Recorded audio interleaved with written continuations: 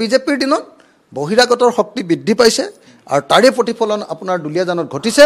বহিৰাগত শক্তিয়ে এনেকৈ বিজেপিৰ প্ৰশ্ৰয়ত এনেকুৱা ধৰণে যে অসমীয়াক পিটন দিব ধৰিছে, জেল দিব ধৰিছে, ভয় খুৱাব ধৰিছে। অসমীয়া মানুহে এতিয়া ভয় খাই থাকিব লাগে আৰু বহিৰাগত মানুহে অসমীয়া মানুহক পিটে। এতিয়া এইটোৱে হ'ল বিজেপিৰ দিনৰ পৰিৱৰ্তন। যিকোনো পৰিস্থিতিত যিয়ে কথা নকক লাগিলে, যদি ভুলো হৈছে শংকৰ বৰুৱাৰ, তথাপি মই ভাবোঁ যে গোটেই অসমীয়া মানুহ শংকৰ বৰুৱাৰ পক্ষত থাকিব লাগে। আচলতে বিজেপি চৰকাৰৰ দিনত বহিৰাগত মানুহবিলাকৰ শক্তি বৃদ্ধি পাই গ'ল। হিন্দীভাষী মানুহ, বাঙালীভাষী মানুহ, এই মানুহবিলাকৰ দাদাগিৰিটো বাঢ়ি গ'ল। বহিৰাগত মানুহবিলাকৰ দাদাগিৰি বাঢ়ি গ'ল আৰু অসমীয়া মানুহৰ শক্তিটো কমি গ'ল। অসমীয়া মানুহে এতিয়া ভয় খাই থাকিব লাগে আৰু বহিৰাগত মানুহে অসমীয়া মানুহক পিটে। এতিয়া এইটোৱে হ'ল বিজেপিৰ দিনৰ পৰিৱৰ্তন। পৰিৱৰ্তনটো বেলেগ একো নাই। খিলঞ্জীয়া তলত, বহিৰাগতৰ ওপৰত। খিলঞ্জীয়াই মাৰ খায়, আগতে মাৰ দিছিলে, এতিয়া খিলঞ্জীয়াই মাৰ খায়, থলুৱাই মাৰ খায় আৰু বহিৰাগতাই মাৰ দিয়ে। গতিকে বিজেপিৰ দিনত বহিৰাগতৰ শক্তি বৃদ্ধি পাইছে আৰু তাৰে প্ৰতিফলন আপোনাৰ দুলীয়াজানত ঘটিছে।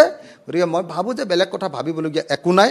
সমগ্ৰ অসমীয়া মানুহ শংকৰজ্যোতি বৰুৱাৰ লগত থাকিব লাগে আৰু যিকোনো পৰিস্থিতিত যিয়ে কথা নকক লাগিলে, যদি ভুলো হৈছে শংকৰ বৰুৱাৰ, তথাপি মই ভাবোঁ যে গোটেই অসমীয়া মানুহ শংকৰ বৰুৱাৰ পক্ষত থাকিব লাগে আৰু বহিৰাগত শক্তিয়ে এনেকৈ বিজেপিৰ প্ৰশ্ৰয়ত এনেকুৱা ধৰণে যে অসমীয়াক পিটন দিব ধৰিছে, জেল দিব ধৰিছে, ভয় খুৱাব ধৰিছে, এই RSSৰ আৰু বিজেপিৰ প্ৰশ্ৰয়ত এই যে কৰিব খুজিছে, এইটোৰ পৰা অসমীয়া মানুহে নিজকে উদ্ধাৰ কৰিব লাগে। বিজেপিৰ দিনত বহিৰাগতৰ শক্তি বৃদ্ধি পাইছে আৰু তাৰে প্ৰতিফলন আপোনাৰ দুলীয়াজানত ঘটিছে।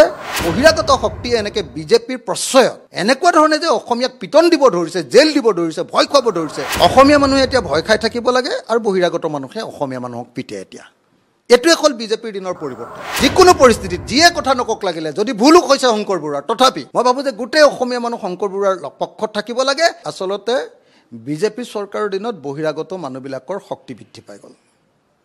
হিন্দীভাষী মানুহ, বাঙালীভাষী মানুহ, এই মানুহবিলাকৰ দাদাগিৰিটো বাঢ়ি গ'ল। বহিৰাগত মানুহবিলাকৰ দাদাগিৰি বাঢ়ি গ'ল আৰু অসমীয়া মানুহৰ শক্তিটো কমি গ'ল। অসমীয়া মানুহে এতিয়া ভয় খাই থাকিব লাগে আৰু বহিৰাগত মানুহে অসমীয়া মানুহক পিটে। এতিয়া এইটোৱে হ'ল বিজেপিৰ দিনৰ পৰিৱৰ্তন। পৰিৱৰ্তনটো বেলেগ একো নাই। খিলঞ্জীয়া তলত, বহিৰাগতৰ ওপৰত। খিলঞ্জীয়াই মাৰ খায়, আগতে মাৰ দিছিলে, এতিয়া খিলঞ্জীয়াই মাৰ খায়, থলুৱাই মাৰ খায় আৰু বহিৰাগতাই মাৰ দিয়ে।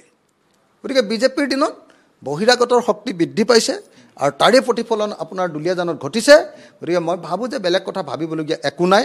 সমগ্ৰ অসমীয়া মানুহ শংকৰজ্যোতি বৰুৱাৰ লগত থাকিব লাগে আৰু যিকোনো পৰিস্থিতিত যিয়ে কথা নকক লাগিলে, যদি ভুলো হৈছে শংকৰ বৰুৱাৰ, তথাপি মই ভাবোঁ যে গোটেই অসমীয়া মানুহ শংকৰ বৰুৱাৰ পক্ষত থাকিব লাগে আৰু বহিৰাগত শক্তিয়ে এনেকৈ বিজেপিৰ প্ৰশ্ৰয়ত এনেকুৱা ধৰণে যে অসমীয়াক পিটন দিব ধৰিছে, জেল দিব ধৰিছে, ভয় খুৱাব ধৰিছে, এই RSSৰ আৰু বিজেপিৰ প্ৰশ্ৰয়ত এই যে কৰিব খুজিছে, এইটোৰ পৰা অসমীয়া মানুহে নিজকে উদ্ধাৰ কৰিব লাগে।